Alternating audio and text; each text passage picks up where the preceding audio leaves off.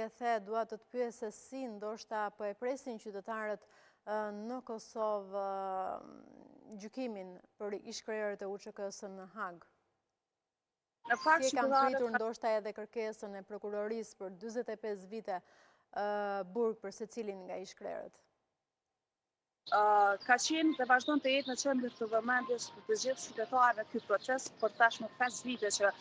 prej 2020-s kur ish-krerët e UÇK-s janë arrestuar dhe janë para gjykatës duke mbledhur gjitha faktet e mundshme për të mbrojtur dhe për të dëshmuar që në fakt lufta e tyre ka qenë e pastër dhe nuk ka qenë luftë me të cilat po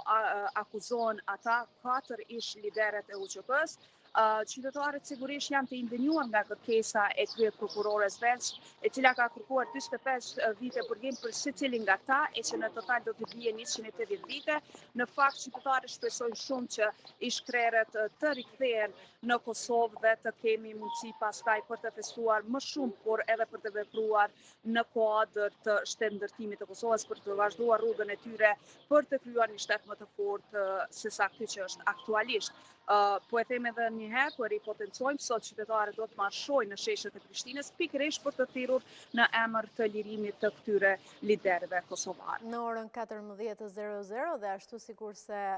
e kemi bërë të ditur edhe ne